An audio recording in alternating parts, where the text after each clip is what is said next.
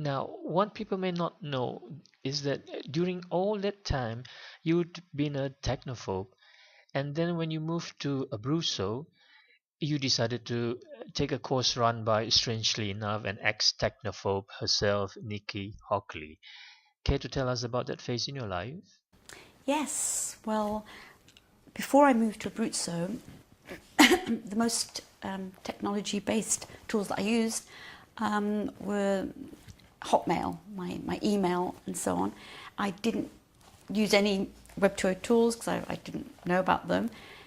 I decided, because I had a bit of time at the very beginning of our stay in our life in Abruzzo, to do an online course for the first time to learn about what it was like to study online. And I applied and did a course with a consultancy on blogging.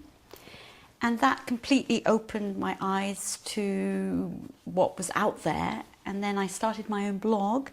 And as a result of my blog, it made me more adventurous and curious to find out what other bloggers were doing, because I found out via their blogs, obviously. And so it opened up a completely new world for me. And I took other online courses and studied different things about Moodle and so on. And then suddenly, without realizing, I was really enjoying this newfound sort of technology that I had no idea existed before that move to Abruzzo. So doing the course with the consultancy, as I said, was life-changing for me, and it's something which I'll never regret. So, just like Nikki, from a technophobe, you turn into a technophile and run a successful blog. What do you write about? Okay, I write about Abruzzo, I write about my teaching experiences, and I write about sort of lesson plans. Basically, my blog is called Janet's Abruzzo Edu Blog, educational blog. So anything that I find interesting, that I'd like to share to other educators, I write about. But I also include personal things about what's happening in Abruzzo, because I think it's nice to have a mixture.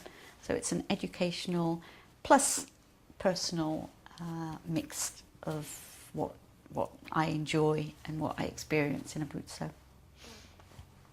When I interviewed Nikki, I asked her a question that I'm going to ask you here as well.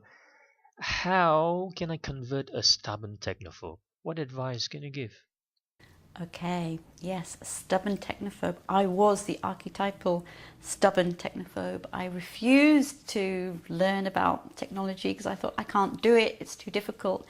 But as I said, I did a blogging course and I did a wiki course with a consultancy, and that gave me the confidence to have my blog. And then with that, slowly but surely, I began to practice. And then when I had made a little something like Animoto, for example, and saw that it was relatively simple, that gave me the sort of encouragement to try other tools. And also having web tutorials that helped me sort of copying how to do things. And I just practiced and I tinkered a lot, and I still do that. I think it's very important to just try it, even though it might look difficult. I think the advice is start off small and then gradually build up until, before you know it, you'll be more confident. I think that's my advice. Just don't be afraid. Don't be afraid. Do you still teach? Yes, I teach face to face every time I come back to Oxford to stay with my family, because they're still based in Oxford. I usually teach at the Lake School of English. I was there for 20 years, but the door was left very kindly open for me to do slots, teach training, teach refresher courses, general English. So that is great. I enjoy teaching at the Lake School. But I also now, a circle, I started off my online experience with the consultancy. I now do occasional teaching and moderating for the consultancy And that is something I really enjoy as well. So it's a mixture of face-to-face and online, and that's perfect. I really enjoy the variety of the work. So I'm fairly busy. What motivates you? That's a good question. I think seeing students who want to learn and who are fairly enthusiastic about the subject of learning English, that really motivates me. And students who are keen to learn, try out new things together with me when I show them, that is really fulfilling. And for example, just recently I'm teaching a group of teachers, and they're very keen to create things that I've been showing them, different Web 2.0 tools, and then actually seeing their creations, seeing their Posterous blogs, or a Booker book that they've created, or a Voki that they've created. That is fantastic, and that really motivates me to continue teaching. Okay, is there anything that demotivates you? That's a good question. To be honest, I try and look at the positive side of every situation. So I suppose if a student never did his homework, that would make me concerned, but I would speak to that student and hopefully try to influence he or she to try and do their best. Basically, if somebody doesn't want to learn and they're in my class, that would be demotivating for me, but I would try and change that around by speaking quite frankly with that particular student.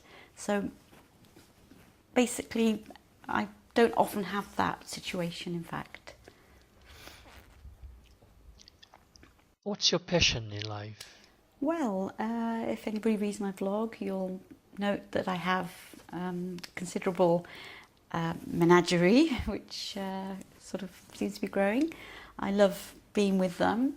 I also enjoy tending to my garden, and we have olive trees, and we make our own olive oil, and that is something which I really enjoy.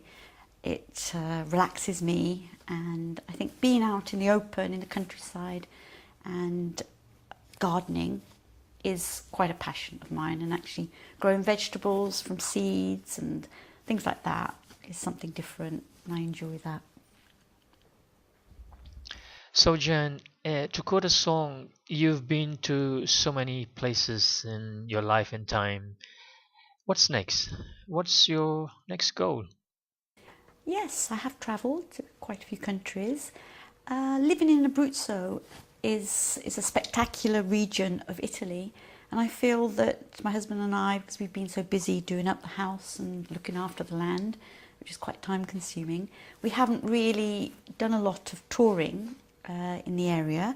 So I'd really love to get on the back of the motorbike. He has an Aprilia Capo Nord motorbike, and do some touring around the Abruzzo area to discover some fantastic places in the region. I think that's definitely my next goal, possibly for the next holiday. We'd like to do that.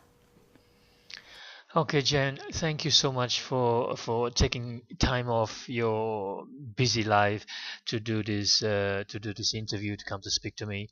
It's a pleasure. It's been a pleasure having you here. Thank you. I'll see you around, maybe in Abruzzo. Okay, so thank you very much, Chu, for inviting me. It's a huge honour to be here interviewed by you, and I've really enjoyed the experience. So once again, thank you very much.